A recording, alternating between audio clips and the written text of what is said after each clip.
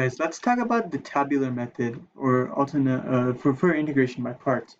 So when we talk about the tabular method, we want to think about a table with D and I on the top, okay?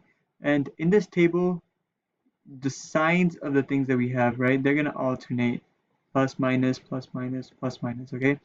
So whatever elements we have in this, right? We're going to keep taking the derivative of them, okay? First step, if we it would be if as soon as we see a 0 on this column is where we know we're going to stop. When we're going to take the integral, we're going to take it in this column. Okay, so let's have a look at a problem to see how this actually works. Um, so let's take the integral of x e to the x. Or let's since that more looks like an isolate problem, we could do x squared sine of x. Okay, so let's do this using the DI method, also known as the tabular method. So plus minus, plus minus, plus minus, right? So I kind of like to go. You see this problem through the isolate method also when choosing the D, right? I like to choose the ones that come before, right? So in this case, x squared comes before, since it's algebra, it comes before trig. I'm going to choose that for x squared. And for integral, for doing the integral, I'm going to choose sine of x. So we're going to go on taking the derivative. X squared, the derivative of x squared is 2x, 2x is 2, and then the derivative of 2 is 0, right? Now if you take the integral of sine of x, that would be negative cosine of x, right? Taking the integral of that is going to be negative sine of x, and taking the integral of that is going to be cosine of x. Okay, now we got reached the 0 point. So that means we can stop and we can put our diagonal marks. Okay. Okay, now we've got our table done. So now it's time to plug in. So the integral of x squared sine of x equals, so we're going to start crossing, okay? Negative x squared cosine of x minus 2x minus sine, that's going to be plus, where did the pointer go? So plus 2x sine x, and then plus 2 and plus and cosine plus 2 cosine of x. Okay, so that's what we're going to get.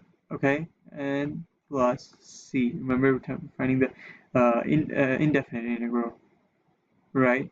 So that is our answer. As you can see, that was pretty simple, right? And that's why this could be, which could have been a longer problem if we did it through the isolate method. That's why this DI method kind of helps, makes it kind of more easy. Okay. Now let's have a look at the different problem. And this one is a bit more longer, but you'll see how we could also use this method for this. If we take the integral of x to the fourth e to the x dx.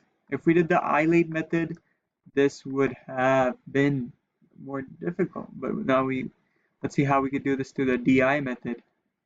Okay. So again, I'm gonna choose x to the fourth as my d over here. Apologies for that. E to the x as before to find the integral, since the exponential is usually the last in the isolate method. So again, we're gonna alternate the signs. Plus minus, plus minus, plus minus. X to the derivative of this is gonna be 4x to the third. Derivative of that is gonna be 12x to the second. Derivative of that is gonna be 24x, and derivative of that is gonna be 24. And integral of e to the x, e to the x. Integral of that, e to the x. Integral of that, e to the x. Integral of that, e to the x. Okay, now, so the integral of x to the fourth, e to the x dx is going to be equal to, again, we're going to start cross multiplying. Okay, and then, let's do this one also. The integral of 24 is going to be 0, right?